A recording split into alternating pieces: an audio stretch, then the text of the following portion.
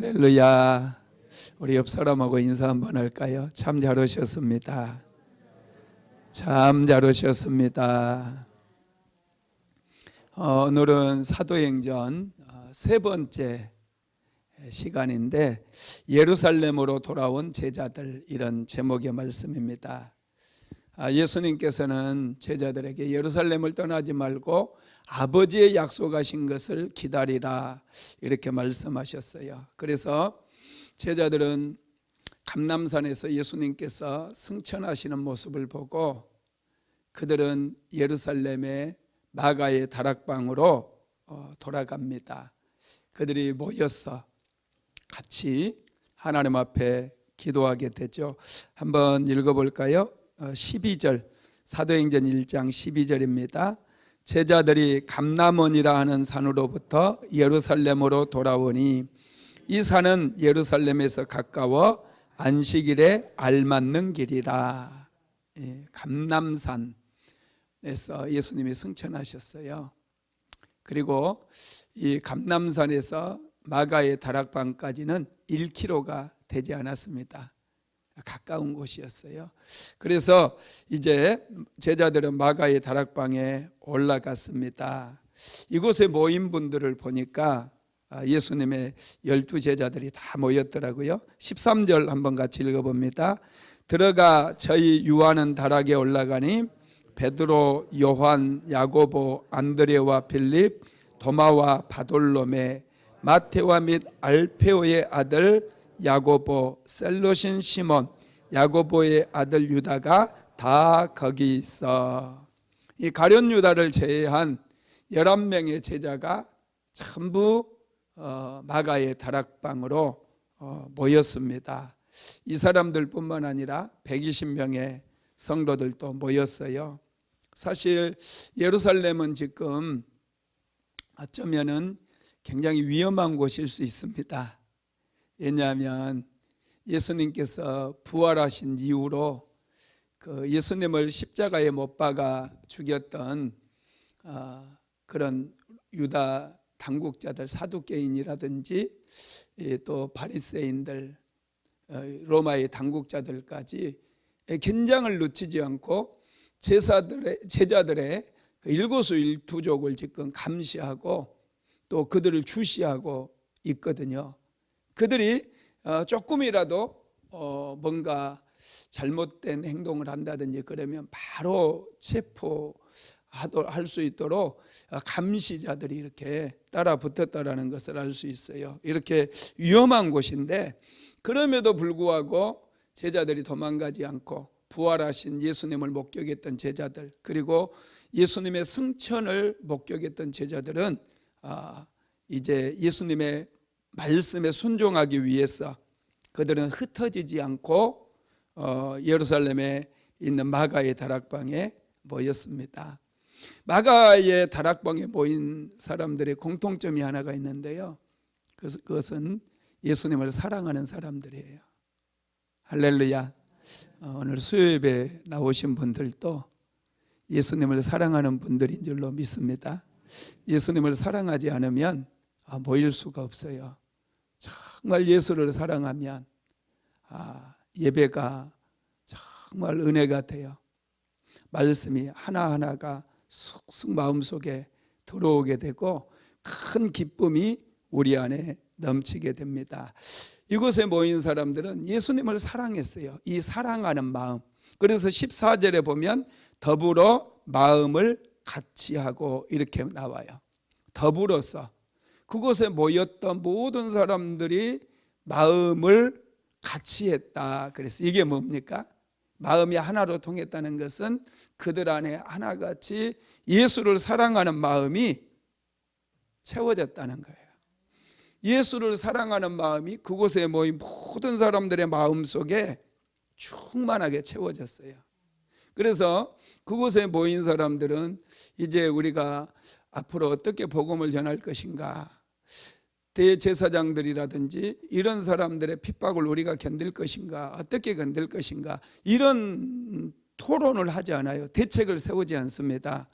우리는 어떤 일을 만나면은 모여서 회의를 하잖아요. 회의하면서 이걸 어떻게 할까 대책을 세우게 되고 또 토론도 하게 되고 의논하잖아요. 그런데 제자들은 지금 예수님께서 승천하신 이후로 마가의 다락방에 모였는데 그들은 토론하지 않습니다. 그들은 모여서 마음을 같이 했어요. 예수님을 사랑하는 마음을 한데 모았어요. 예수님을 사랑하는 마음을 한데 모아서 그들이 했던 일이 뭡니까? 기도에 힘썼다는 거예요. 여러분, 그들이 마음을 모아서 하나님 앞에 간절히 기도하게 되는 거예요.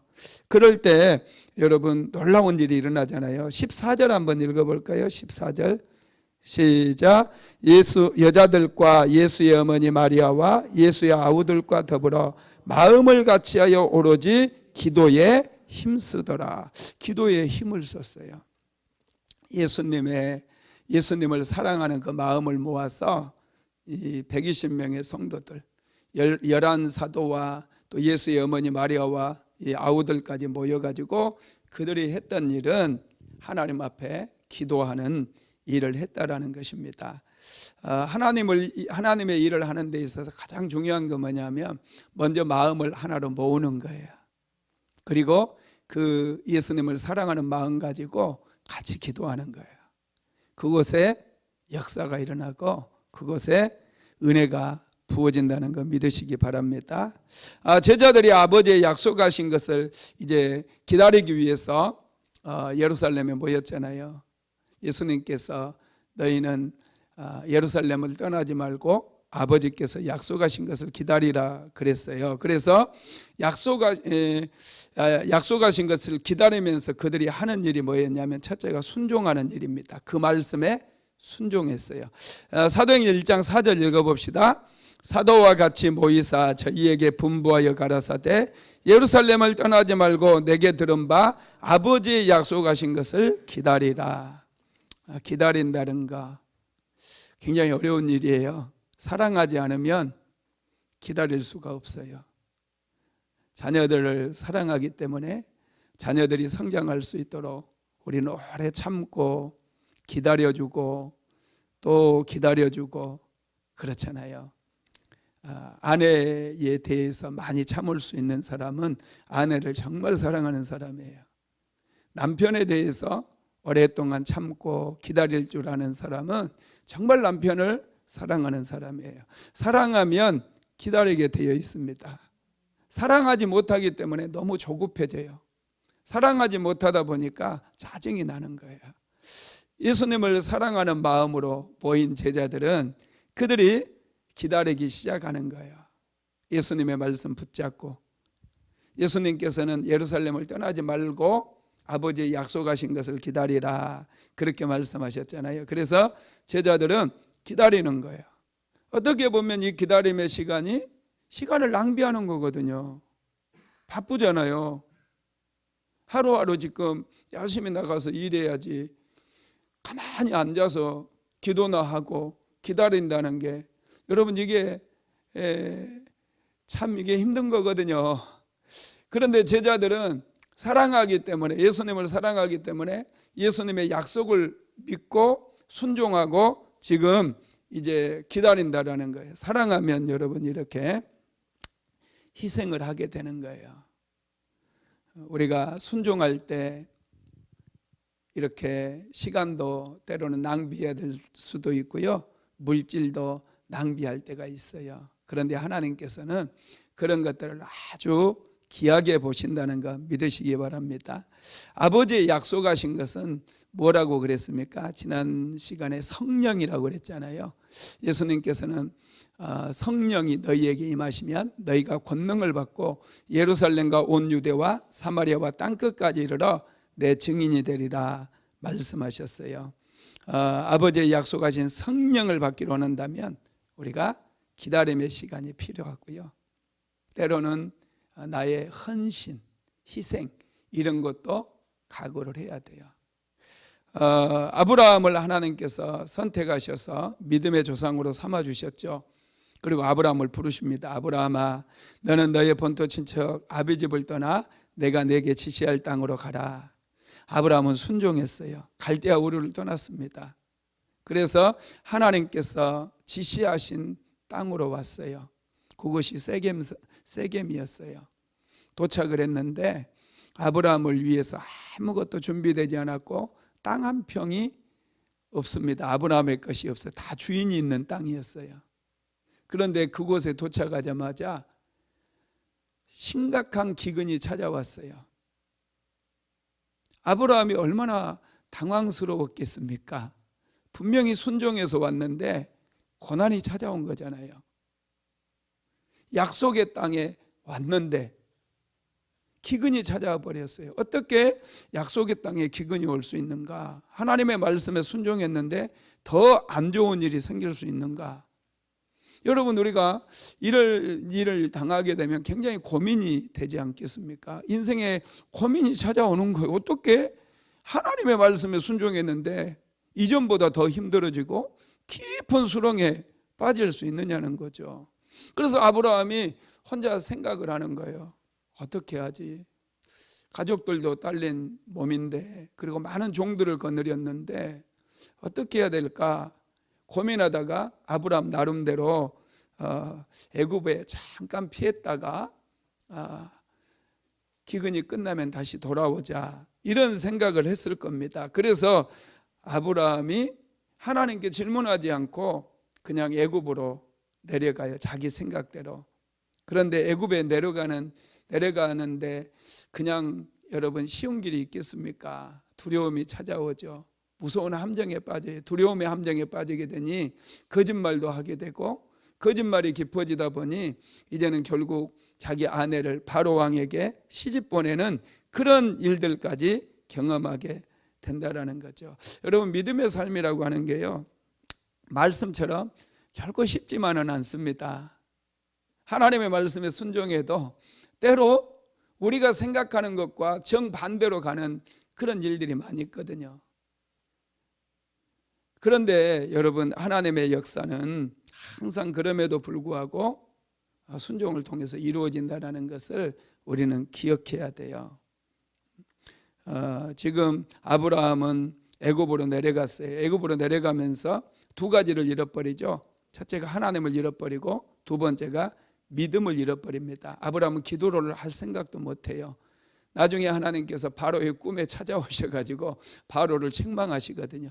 그래서 하나님께서 개입하셔가지고 다시 원상복구를, 모든 것이 제자리로 돌아가도록 하나님께서 은혜를 내려주시는 거예요. 저와 여러분이 인생의 어려움을 만났을 때 반드시 기억해야 될 게 있어요. 그건 하나님께 질문하는 거예요. 분명히 하나님의 말씀에 순종해서 왔는데 왜 약속의 땅에 기근이 찾아올 수 있을까요? 하나님, 도대체 이게 무슨 일입니까? 자꾸 질문하면서 하나님께 나아가게 되면 하나님께서 반드시 은혜를 내려주신다라는 것이죠. 그래서 말씀에 순종해서 어려운 일을 만났다고 너무 낙심하지 마세요. 계속해서 순종하세요. 더 순종하다 보면 신기하게 하나님의 은혜가 막 부어지기 시작합니다. 열왕기하 4장에 보면은 한 선지생도의 부인이 엘리사 선지자를 찾아와서 이렇게 얘기합니다. 당신의 종 나의 남편이 이미 죽었는데 당신의 종이 여호와를 경유하는 줄을 당신은 아시는 바니이다. 이제 체주가 이르러 나의 두 아들을 취하여 종을 삼고자 하나이다. 그래요. 이 부인의 남편이 선지학교를 다녔어요. 엘리사가 운영하는 이 선지학교를 다녔던 거예요. 그런데 남편이 빚을 많이 졌는데 죽어버렸어요. 빚도 갚지 못하고. 그래서 빚쟁이들이 집에 찾아와가지고 빚을 갚아라. 뭐 먹을 것도 없다. 어떻게 우리가 갚을 수 있느냐. 그러니 그러면 너희 자녀들 내가 데리고 가겠다. 종으로 팔겠다. 너무 기가 막히지 않습니까? 그래서 엘리사 선지자를 찾아와서 선지자에게 이 사실을 얘기한 거예요. 그때 엘리사 선지자가 질문을 해요. 내 집에 무엇이 있느냐? 우리 집에는 기름병 하나 외에는 아무것도 없습니다. 그러면 너는 이제 옆집에 가서 그릇을 빌려와라. 작게 빌리지 말고 많이 빌려와라 그래요. 그리고 그릇을 빌려 오고 났더니 엘리사 선지자가 뭐라고 그래요? 그 기름병으로 그릇에 부으라는 거예요. 부었어요. 여러분 놀랍게 빌려온 모든 그릇에 기름이 가득 찼다는 거예요. 이 어려운 일이 찾아왔어요. 어떤 분들은 이 선지생도의 남편이 아방 시대의 오바댜, 국내 대신이었던 오바댜였을 거라고 얘기하는 분도 있어요. 그분이 많은 그 아방에게 핍박받았던 그 여호와를 섬기는 사람들을 굉장히 많이 도와줬거든요. 자기의 사제를 털어가지고. 그래서 그분이 아닐까 이렇게 주장하는 분도 있기는 한데, 우리가 뭐 거기까지는 생각하지 않는다 할지라도 좀 어려운 일이, 우리가 기도했는데도 어려운 일이 찾아오고, 또 하나님의 말씀에 순종했음에도 불구하고, 말씀대로 살았음에도 불구하고 계속해서 어려움이 찾아왔을 때, 이 여인은 선지자 엘리사를 찾아가서 질문을 했잖아요. 자기의 문제를 아랬잖아요. 그랬더니 엘리사 선지자가 처방을 내려줬고, 그 말씀에 그대로 순종을 했더니 신기하게 기름이 그릇에 가득 채워지는 거예요. 그리고 마지막 그릇에 기름이 찼을 때 드디어 병에서 기름이 끊어졌어요. 그 사실을 얘기하니 이제 엘리사가 그 기름을 팔아다가 이제 빚을 갚고 나머지는 생활비로 사용하라고 그랬습니다. 이 기름이 굉장히 좋은 기름이었어요. 최상급의 기름이었던 것 같습니다. 여러분 그렇습니다. 이 과부의 순종이 가정을 살릴 수 있었어요. 때로는 순종해서 어려운 일이 아브라함처럼 만날 수 있지만은, 그럼에도 불구하고 계속해서 질문하고 끝까지 순종하다 보면 역사가 일어나는 거예요. 제자들도 지금 감람산에서 예루살렘으로 내려와서 예수님의 말씀에 순종해서 다락방에 지금 있습니다. 어떤 분들은 시간 낭비라고 할 수도, 생각할 수도 있는데, 이것은 말씀에 순종하는 거예요. 몇 날이 될지 모르겠지만은 순종하면 기적이 일어나는 걸 믿으시기 바랍니다. 두 번째로 제자들은 마음을 같이하여 전심으로 기도했습니다. 사도행전 1장 14절 읽어봅시다. 여자들과 예수의 모친 마리아와 예수의 아들들로 더불어 마음을 같이하여 저녁 기도에 힘쓰니라. 아멘. 예수의 아우들인데, 하여튼 그 예수의 아우들은 사실은 예수님을 믿지 않은 사람들이었잖아요. 예수님의 어머니 마리아는 성령으로 잉태되면서부터 또 천사로부터 수태고지를 받았기 때문에 예수님이 메시아임을 믿었을 수 있지만, 이 예수의 아우들은 보면은 복음서에 언뜻 비치는데, 그 모습들을 보면은 예수가 메시아임을 믿지 않았거든요. 그런데 이 예수의 아우들이 이제 사도행전에 들어오면은 120명의 성도들 안에 들어와 있고, 이분들이 마음을 같이 해서 열심을 다해 기도하고 있다는 거예요. 참 놀랍죠. 이 사람들이 언제 이렇게 믿음이 생겼을까요? 틀림없이 이 사람들이 부활하신 예수님을 보고 난 이후였을 겁니다.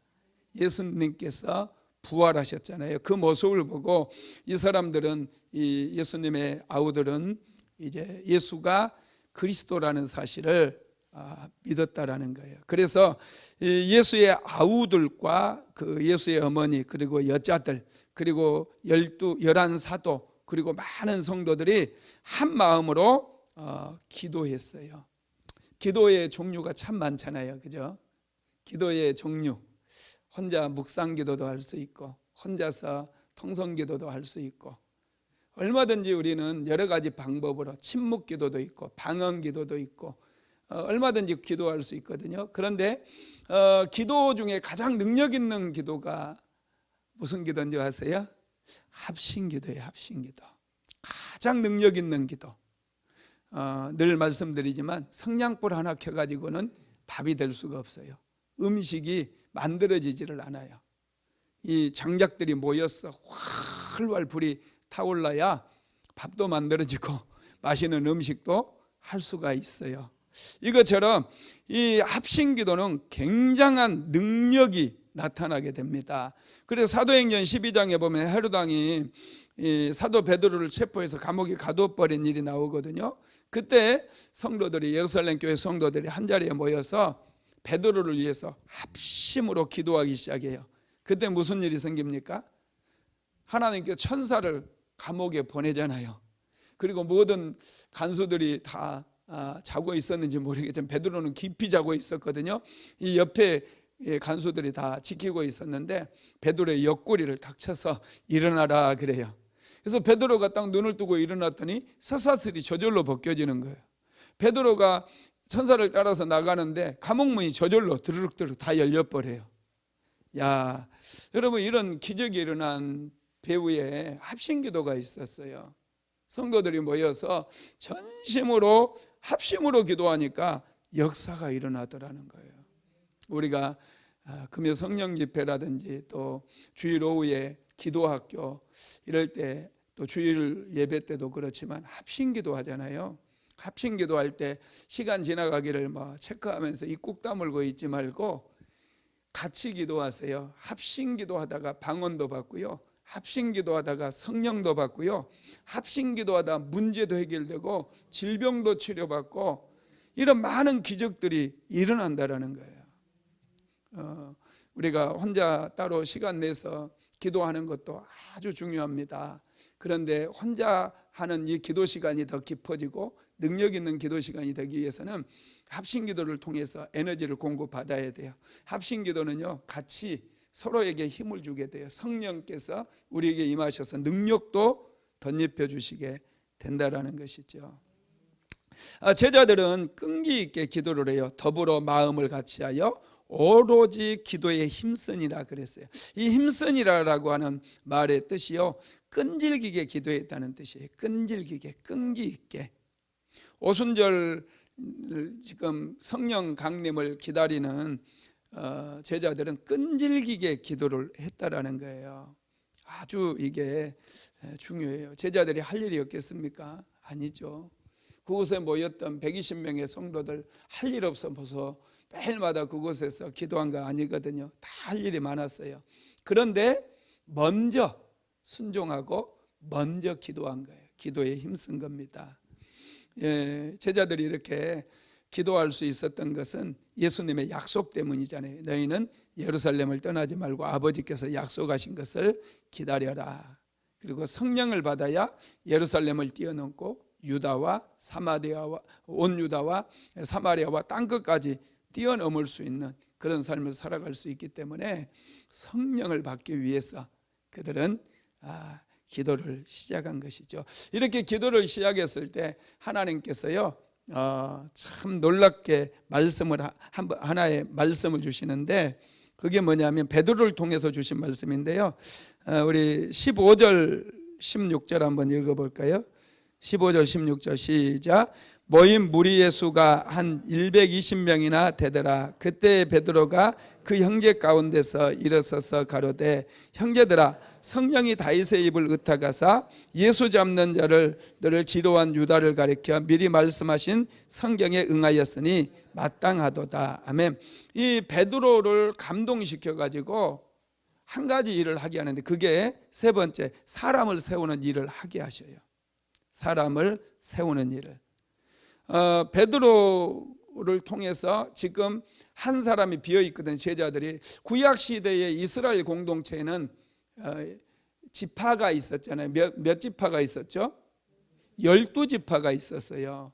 10이라고 하는 숫자는 완전 숫자입니다.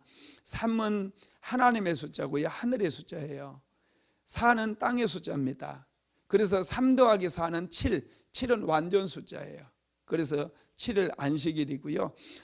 3 곱하기 4를 하게 되면 12잖아요. 12도 완전 숫자, 하늘의 숫자라는 거예요.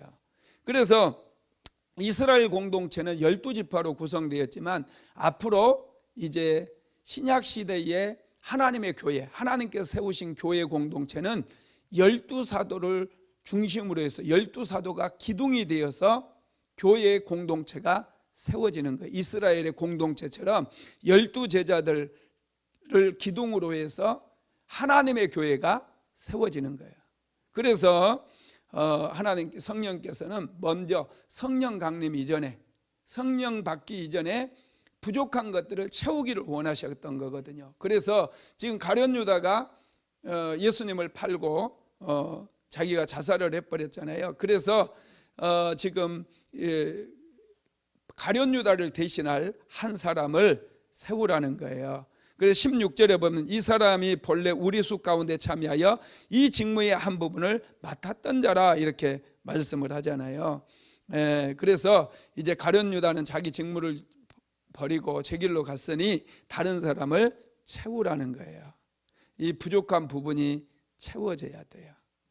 그들이 모여서 지금 예수의 마음을 품고 그들의 마음 속에 예수를 사랑하는 마음으로 채우고 마음을 같이 해서 기도를 시작했는데 여전히 성령이 임하기까지 한 가지 모자란 게 있었는데 그게 이제 12사도의 숫자를 채우는 것입니다. 그래서 가룟 유다를 대신할 한 사람을 이제 뽑는데요. 뽑는 기준을 말씀해 주는데 그게 사도행전 1장 22절에서 23절까지 나와 있어요. 같이 읽어봅시다. 항상 우리와 함께 다니던 사람 중에 하나를 세워 우리로 더불어 예수의 부활하심을 증거할 사람이 되게 하여야 하리라 하거늘 저희가 두 사람을 천하니. 이제 가룟 유다를 대신할 사도의 자격이 두 가지가 있다는 거예요. 그게 첫째는 세례 요한으로부터 승천할 때까지 다른 사도와 함께 있었던 사람들이라 해야 된다는 거예요. 그러니까 예수님의 공생의 사역 그리고 부활 그리고 승천할 때까지 이 사도들과 함께 있었던 사람이라야지 12사도에 들어갈 수 있다는 거예요. 그리고 두 번째는 부활의 증인이며 목격자여야 된다는 거예요. 부활하신 예수님을 목격했던 그 사람이라야 사도의 자격이 주어진다는 거죠. 그래서 여러분 여기서 우리가 또 한 가지 생각해 볼 수 있는 것은 예수님의 일꾼이 될 자격은 학력이나 능력이 있는 것이 아니라 어디에 있는 사람이라야 된다고요? 예수와 함께하는 사람, 그리고 이제 부활의 증인이 된 사람, 이런 사람이 예수님의 일꾼이 된다라는 것이죠. 그리고 나서 이제 제부 뽑기 하기 전에 그들이 기도를 하는데요. 그게 24절부터 25절까지 기록되어 있거든요. 같이 읽어봅시다. 저희가 기도하여 가로되 무사람의 마음을 아시는 주여 이 두 사람 중에 누가 주의 택하신 바 되어 봉사와 및 사도의 직무를 대신할 자를 보이시옵소서. 유다는 이를 버리고 그곳으로 갔나이다 하고. 이 두 사람 중에 이 요셉이라고 하는 사람과 마띠아라고 하는 이 두 사람을 이제 청거를 받았어요, 사람들에게. 그리고 이 두 사람 중에 누가 하나님께서 예수님께서 택한 사람인지 기도를 하는 거예요. 하나님 누가 택한 사람인지 알게 해주세요. 그리고 나서 이제 제비를 뽑았어요. 요즘 또 그 우리 기독교 문화에도 어떤 뭐 의장을 뽑는다든지 목사님들 중에서도 어떤 모임의 단체장을 뽑는다든지 할 때 제비 뽑기를 많이 하더라고요. 근데 제비 뽑기 하는 모습을 제가 보니까 제비만 뽑아요. 기도는 안 해요.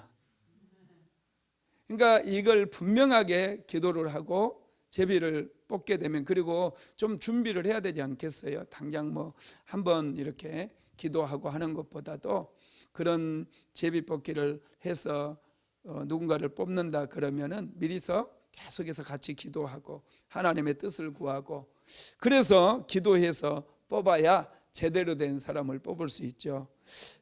초대교회는 지금 이렇게 가룟 유다를 대신할 사도를 뽑을 그 자격을 먼저 제시하고 거기에 해당된 두 사람을 뽑아놓고 하나님께 간절히 기도했어요. 그래서 그들이 뽑은 사람이 누구냐면 한번 읽어봅시다.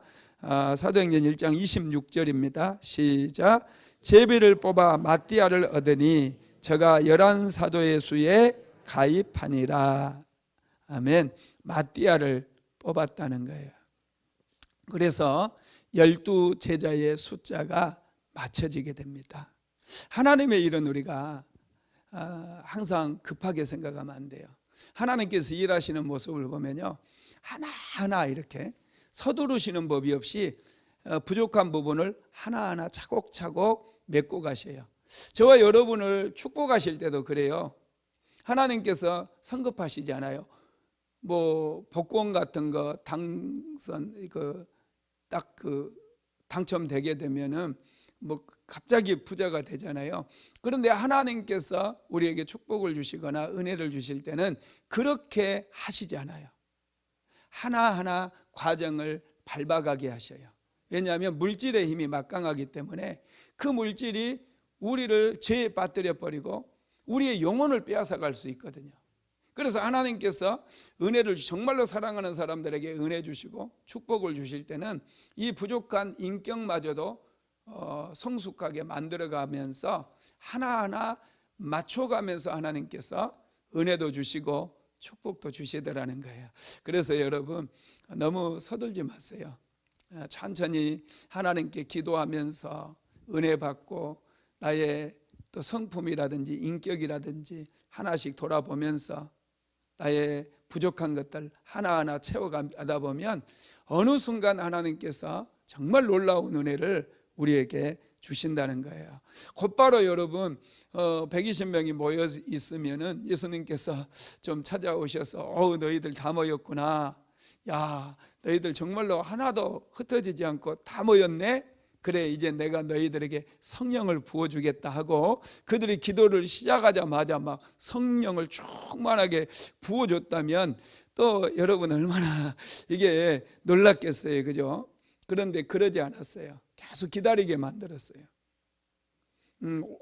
6월절 오순절이 될 때까지, 오순절 날이 될 때까지 그들을 기다리게 만들어서 한 10일 정도를, 예수님께서 부활하시고 난 다음에 이제 40일을 지상에 머물렀잖아요. 그리고 승천하셨기 때문에 6월절에서부터 오순절까지는 50일 기간이거든요.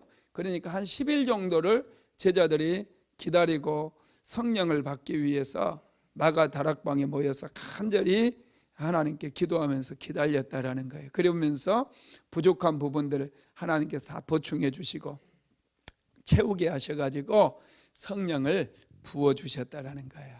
이게 참 놀랍죠. 그러니 우리 그리스도인들은 항상 서두르면 안 돼요. 너무 조급하게 은혜 받고 조급하게 병 고침 받고 조급하게 축복 받고 다 받으려고 하면은 이런 마귀들이 틈을 탑니다. 그래서 낙심하게 되고 실망을 하게 돼요. 아브라함처럼 분명히 순종해서 약속의 땅에 왔지만은 그곳에 기근이 찾아올 수도 있다, 이런 생각을 하고 항상 하나님께 기도하면서 좀 기다리게 되면은 여러분 상상도 할 수 없는 그런 은혜를 받게 되고 축복을 받게 됨을 믿으시기 바랍니다. 말씀을 마무리하겠습니다. 예수님의 제자들은 성령을 받아야 돼요.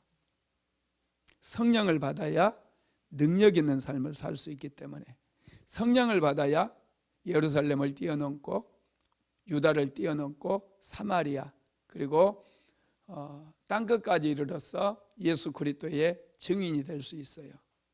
성령 받지 못하면은 아무것도 못해요. 능력이 없어서 마귀에게도 다 져서 죄에 또 쓰러져 버릴 수밖에 없습니다. 저와 여러분도 마찬가지예요. 저와 여러분도 성령을 받아야 돼요. 성령 받으면 죄를 이길 수 있어요. 성령 받으면 굉장한 지혜가 생겨요. 성령 받으면 능력도 생겨요. 기도하는 것이 그렇게 즐거워요. 기도가 능력이 돼요. 문제가 해결되고요, 기적이 일어나고요, 질병도 치료받고요, 가난도 치료되고요, 환경이 치유되어지는 그런 역사들도 일어납니다.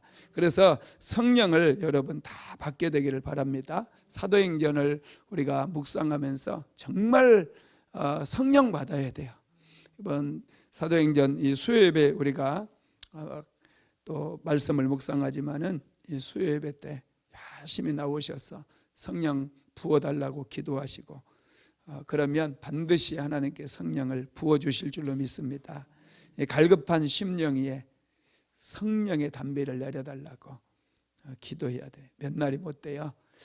예루살렘에 하늘이 열리면서 강력한 성령이 부어지게 됩니다. 사도행전 2장에서 바로 성령이 부어져서 모든 제자들이 완전하게 변화되는 그런 모습을 우리가 볼 수 있어요. 우리에게도 성령이 부어질 줄로 믿습니다.